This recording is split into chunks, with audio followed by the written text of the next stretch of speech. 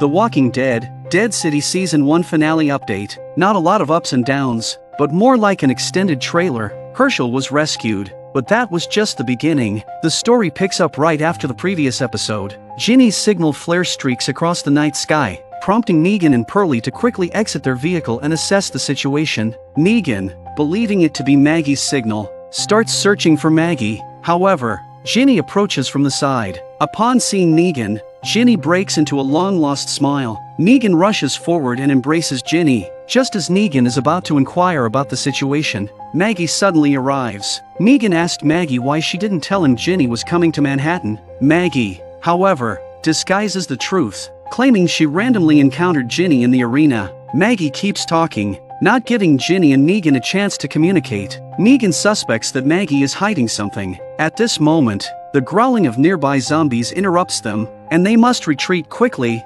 Negan angrily scolds Ginny, as he can't protect Ginny while helping Maggie. Everything has been planned. Negan thought Ginny was being very capricious this time. Ginny wants to explain, but when she looks at Maggie, she chooses to remain silent once again. At this point, Pearly offers to take Ginny away from Manhattan. Negan just needs to do what he needs to do. Ginny heard and hugged Negan. She didn't want to go. Negan reassures Ginny that Pearly is a good person who will ensure her safe return to the mainland. Seeing Negan's determination, Ginny is desperate and speaks up, wanting Negan to leave with her.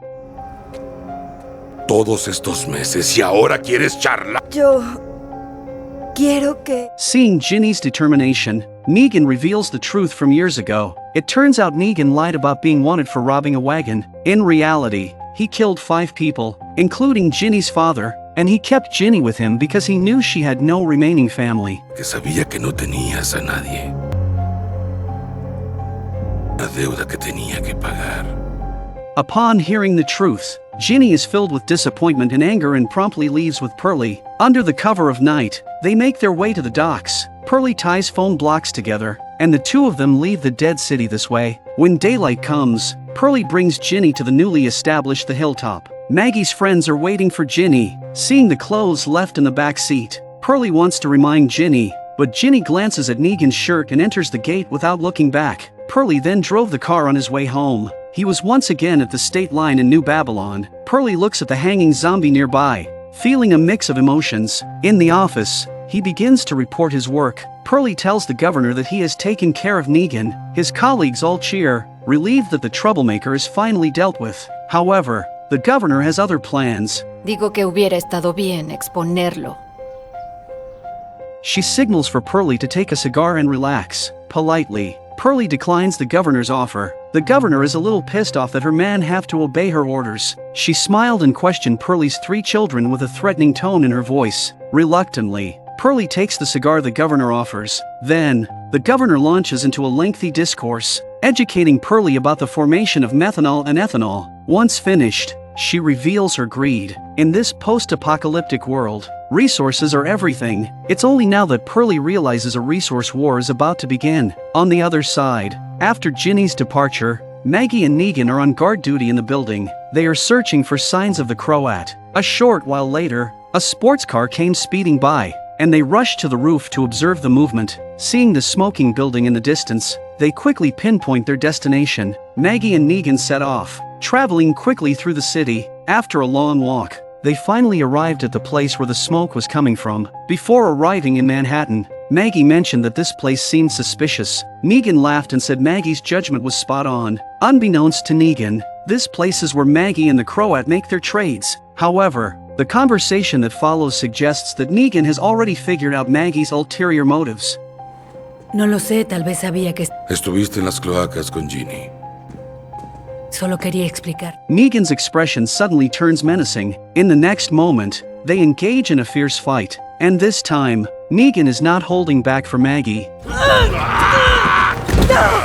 After tossing Maggie aside, Negan tries to flee, but there are already many zombies gathering outside. Maggie catches up, and Negan is forced to search for an escape route through the steel pipes. But Maggie doesn't stop chasing her. With no way out, Negan attempts to negotiate, stating there's no need for things to turn so sour. Maggie, who is desperate to save her son, can't hear it, and there's no way she's going to give up when she's so close to succeeding. This time, Maggie is ruthless. However, Negan backed down at every turn. Finally, Maggie thrusts a knife into Negan's shoulder, and Negan kicks Maggie away.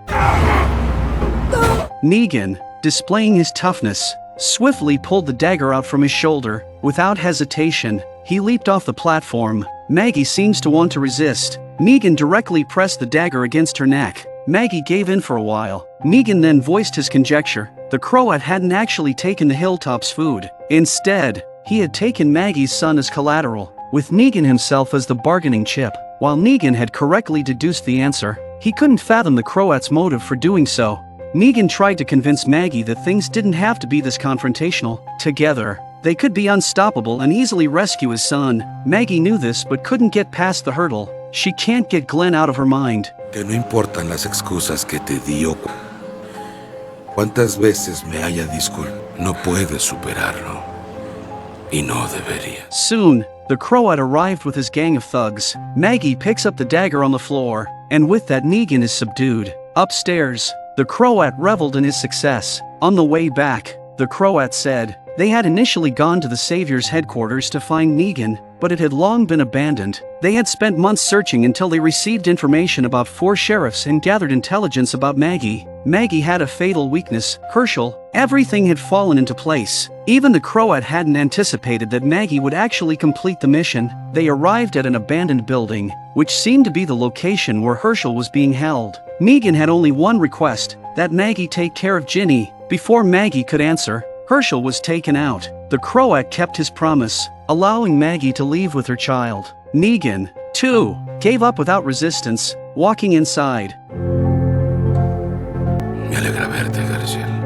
The Croat provided a wooden boat for Maggie and her son, allowing them to smoothly depart from Manhattan. The dust had settled. Maggie was deeply concerned about her son. She asked Hershel if he was hungry and whether the Croat had mistreated him. She even prepared a new baseball cap for him, but Hershel didn't appreciate his mother's concern. He blamed Maggie. He said Maggie had lived her life in vengeance. He accused her of being fixated on Negan and all that he had done. Hershel blames his mother for never paying attention to him. Maggie attempted to explain, but Hershel suggested that none of it mattered anymore. Meanwhile, the Croat and Negan reminisced about their past, with the Croat admiring Negan's leadership charisma. He thanked Negan for providing him with a stage to shine on. Their falling out was something the Croat deeply regretted. It took years for the Croat to realize that.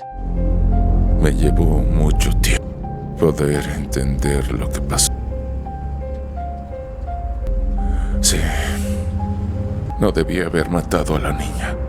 The Croat wanted to continue to fight alongside Negan, and he would never disobey him again. The two then went to the thugs' base. Dama had mentioned that once they fully controlled the island, conflicts among civilizations were inevitable. The Croat told Dama all about Negan's past. Dama said that Negan was the one person the team needed, and that's why the Croat was looking for Negan. The Croat didn't want to kill Negan to avenge his own ear, but wanted Negan to continue to lead him to glory. After entering the room, the Croat excitedly introduced Negan to Dama. However, Dama didn't pay him much attention and wanted to spend some time alone with Negan. The Croat obediently left the room. Dama had this to say about the Croat.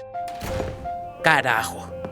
She was delighted to meet Negan and was grateful he wasn't merely a figment of the Croat's imagination. She was well aware of Negan's actions on the island, including the incident in the bank where he cut open one of Dama's men. This revelation left her both shocked and in awe. Dama offered Negan a glass of brandy, but he declined, stating he preferred gin. Dama didn't mind. She appreciated Negan's kingpin demeanor. Then, Dama produced a sheriff's badge and handed it to Negan. Negan thought she was afraid of the police, but Dama clarified that she was more concerned about the forces behind them. Wherever there were abundant natural resources, these forces would swoop in like vultures.